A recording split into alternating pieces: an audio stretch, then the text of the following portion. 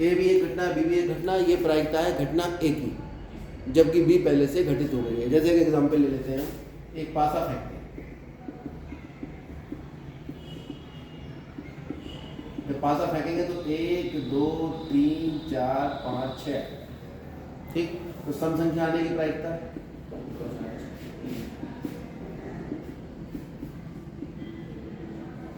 सम संख्या आने की घटना ए है, उसका नाम रख दिया हमने ए। और एक जैसे कल भी हमने एग्जाम्पल लिया था, एक हम ले लेते हैं अभाज्य सम संख्या।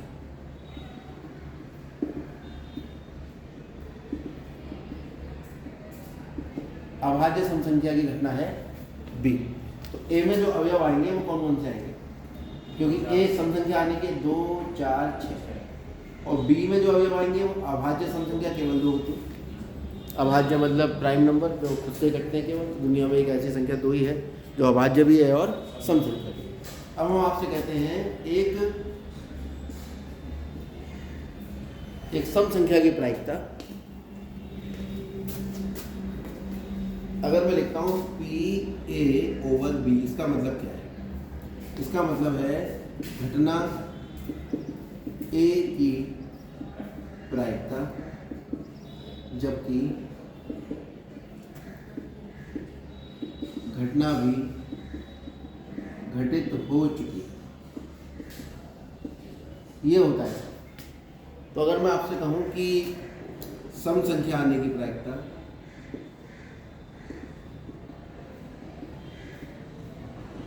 जबकि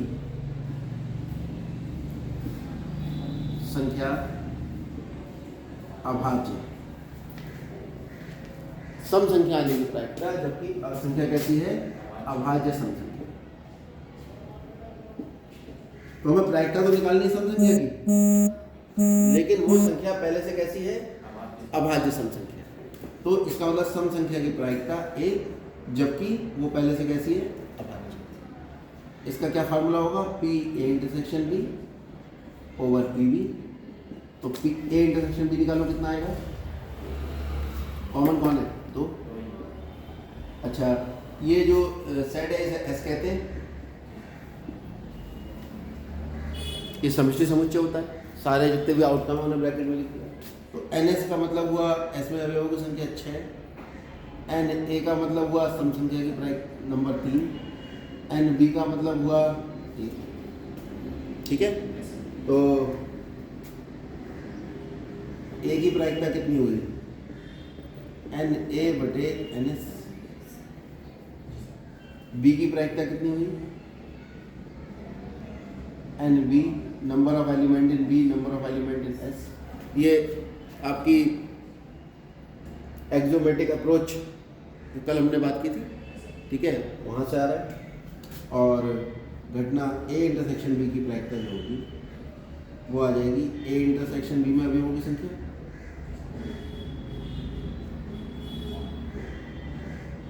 बटे कुल अवयवों की संख्या। ये कितना आ जाएगा अभी, ए में कितने अवयव है, 3 बटा 6। इसमें कितना आ जाएगा, 1 बटा 6। इसमें कितना आ जाएगा, 1 बटा 5। और आपसे पूछ लिया उसने पी ए जबकि बी घटित हो चुकी है, तो आप फॉर्मूला लगाओगे, पी ए इंटरसेक्शन बी कितना है, 1 बटा 6। इसको भाग करेगा पी बी, ये भी 1 बटा 6 आएगा, 1 बटा 6 कितना आ गया, ये भी 1 बटा 6 और ये भी 1 बटा 6, ठीक है।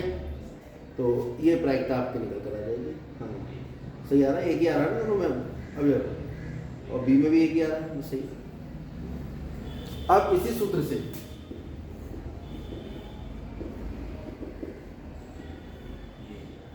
ए इंटरसेक्शन बी ओवर पी, अगर मैं यहाँ से पी ए इंटरसेक्शन बी निकालूँ तो कितना आ जाएगा,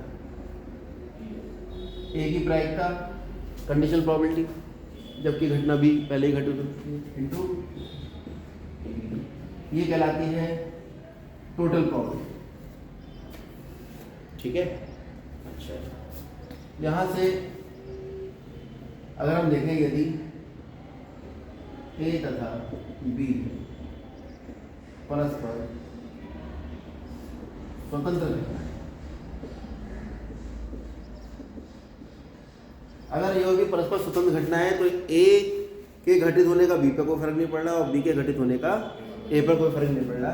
इसका मतलब पी ए कंडीशन जो हम लिख रहे थे, और जब ए बी पर निर्भर ही नहीं है तो ये पी के बराबर क्यों है? स्वतंत्र होने का मतलब तो यही है कि पी ए बी पर निर्भर नहीं, और जब बी पर निर्भर नहीं है तो ए की प्रायिकता है, जबकि बी घटित हो चुकी है और बी से ए का कोई संबंध नहीं क्योंकि स्वतंत्र है, तो इसका मतलब ये ए की ही प्रायिकता है। तो पी ए इंटरसेक्शन बी आएगा हमारे पास पी ए इंटू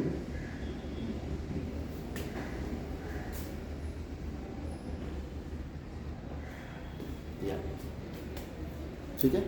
ये आपकी यदि दो घटनाएं परस्पर स्वतंत्र हैं तो पी ए इंटरसेक्शन भी बराबर होता है पी ए इंटू, कोई दिक्कत इसमें? इसी में क्योंकि हम जानते हैं एक सूत्र जो हमने पिछले साल ए यूनियन बी के बारे में पढ़ा था, वो एन ए यूनियन बी था, N A plus N B minus N A intersection, ये पढ़ा था। तो अगर आप प्रायिकता निकालेंगे तो हो जाएगा P A plus P B minus N A intersection. और क्योंकि यदि ए और बी परस्पर स्वतंत्र हैं, यदि ए तथा बी परस्पर स्वतंत्र तो पी ए यूनियन बी बराबर आएगा P A plus P B minus P A into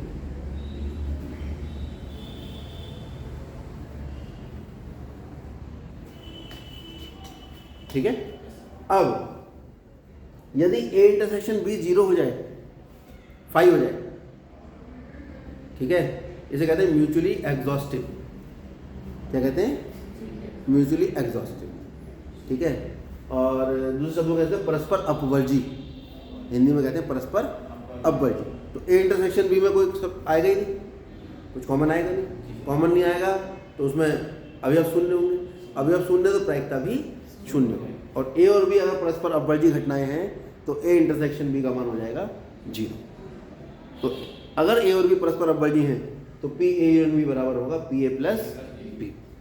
ये याद रखना जो घटना अपवर्जी की है, ठीक है। म्यूचुअली इंडिपेंडेंट परस्पर स्वतंत्र अलग चीज होती है और अपवर्जी अलग चीज। अपवर्जी में ए और बी में कुछ कॉमन होता ही नहीं, ठीक है। जैसे एक सिक्का उछाला और एक पासा फेंका, दोनों में कुछ भी नहीं आएगा कॉमन, ना तो सिक्के में पासे की आउटकम आएगा ना पासे में सिक्के का आएगा, तो इंटरसेक्शन कितना हुआ? 0, ठीक है। तो दोनों का प्रोबेबिलिटी प्रायिकता कितनी आ जाएगी? 0। उसमें कंडीशनल प्रोबेबिलिटी भी 0 हो जाएगी, वो वैसे निकलवाता नहीं है, मालूम है 0 है। आगे बढ़ते हैं। अब सवाल तो कैसा भी पूछा जा सकता है, सवाल करने की स्थिति में आप पहुंच चुके।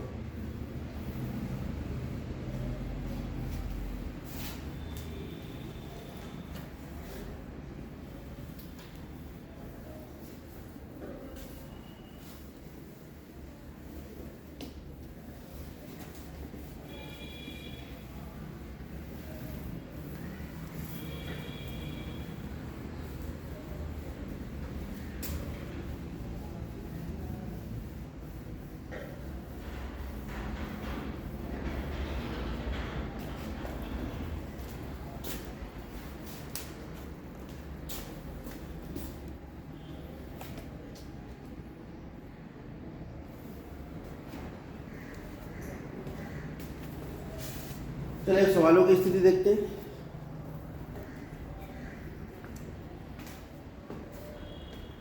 देखिए 11वां सवाल है, एक्सरसाइज 13.1 में। इसमें इसने ई का मान दे दिया है 1, 3, 5, एफ का मान दिया है 2,3, जी का मान दिया है 2, 3, 4, 5 और बहुत सारे मान पूछे। ई कंडीशनल प्रोबेबिलिटी ई की पूछी है जो एफ पर डिपेंड है, फिर एफ की पूछी है ई पर डिपेंड है, ई की जी पर पूछी, जी की ई पर पूछी। तो यहाँ पे ऐसा करो, ई इंटरसेक्शन एफ निकालो, कितना आएगा? 3। एफ इंटरसेक्शन जी निकालो, कितना आएगा? 2, और ई इंटरसेक्शन जी निकालो, कितना आ जाएगा? 3 और 5।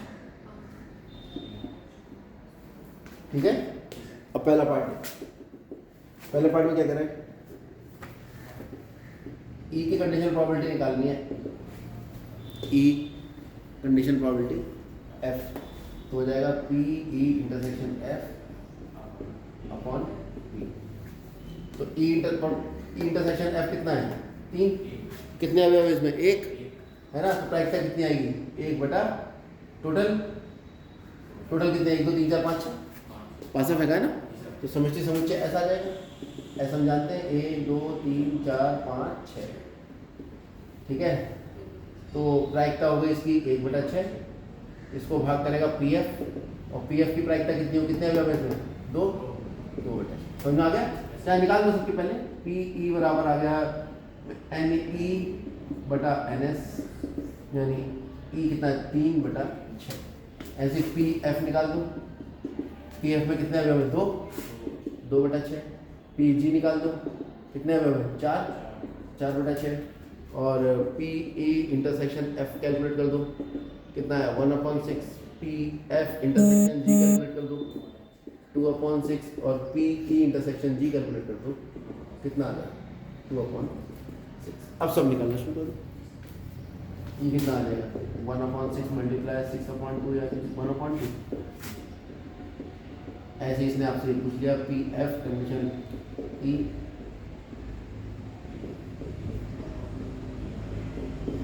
ये इंटरसेक्शन कितना है दोनों का? 1/6 डिवाइडेड बाय और पी ई कितना है?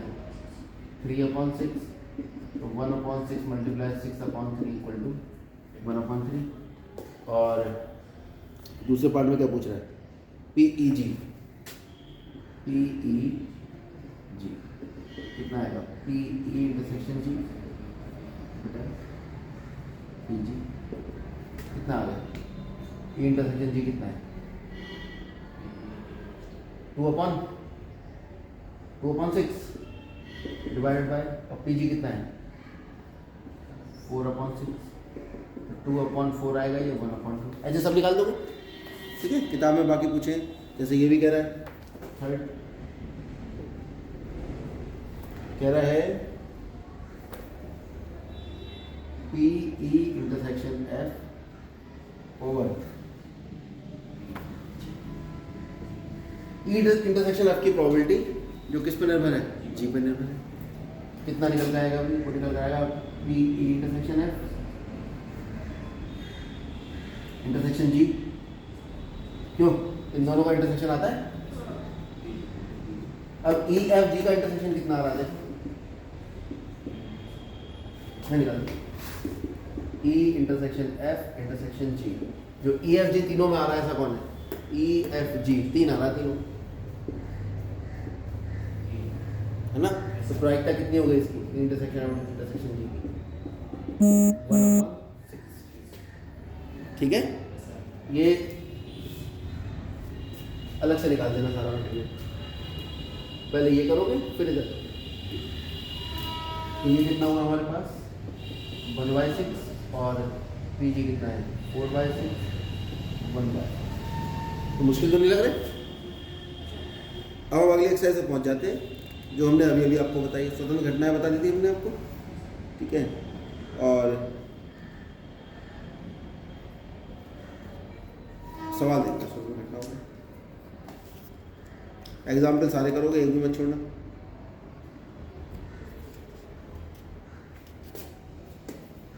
कहाँ है जगह? ये देखो एक्सरसाइज 13.2 हम शुरू करना।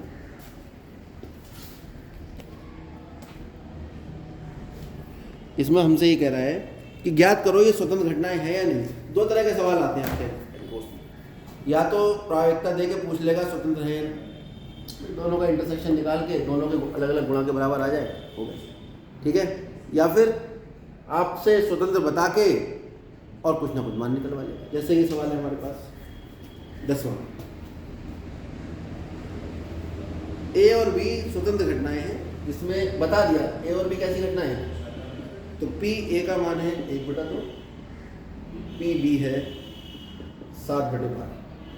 तो हमें निकालना है। और एक बात और रखी है, पी ए नहीं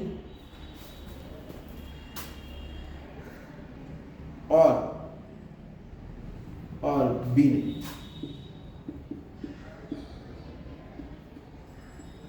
इसका मान हमें दिया है 1/4।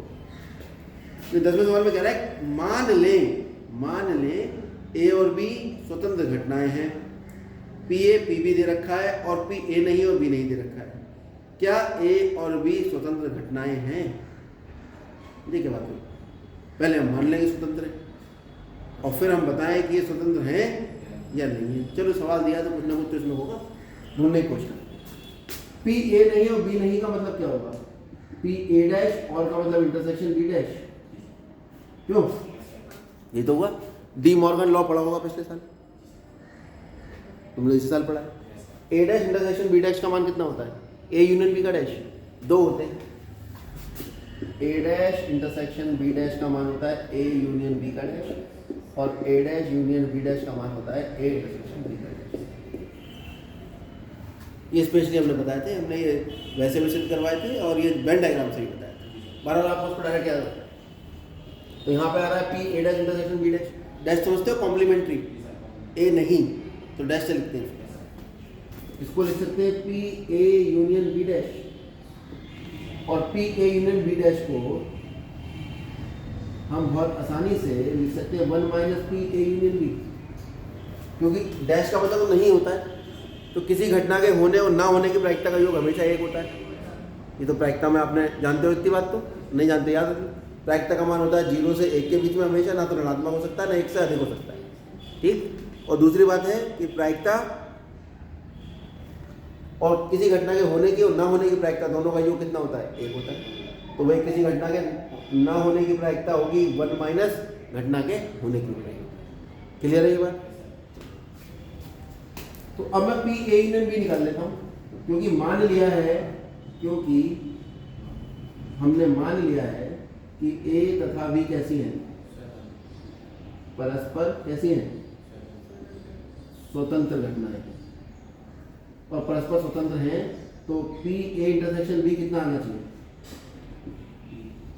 P A into P B आना चाहिए स्वतंत्र घटनाओं की परिभाषा से। यदि ये और भी परस्पर स्वतंत्र घटनाएं हैं तो पी ए इंटरसेक्शन भी आता है दोनों घटनाओं की अलग अलग प्रायिकताओं का गुणनफल। चलिए, अब क्योंकि ये वाला सूत्र क्या है हम जानते हैं, पी ए यूनियन पी का मान कितना होता है? P A plus P B minus P A intersection B. चलिए मान लगा दीजिए। ए यूनियन बी कितना है?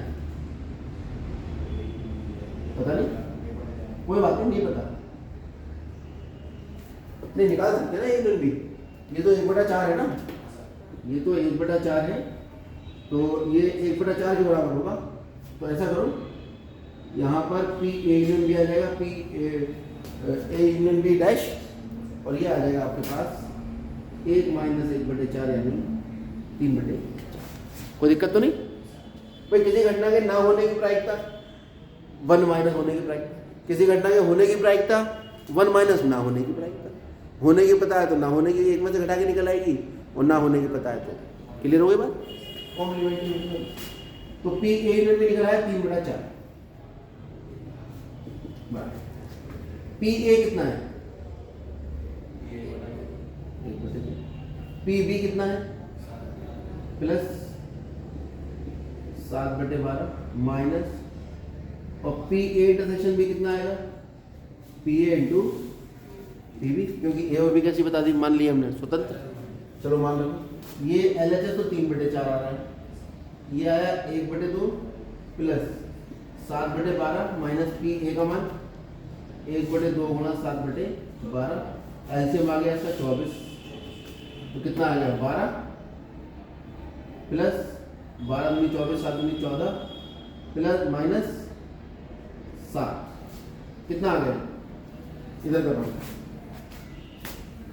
ये आ गया 3/4 बराबर, ये यहाँ से कैलकुलेशन यहाँ आ गया 3/4 बराबर 12 और 14 कितने हुए?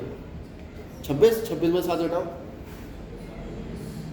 19/14। क्या दोनों बराबर है? जो संभव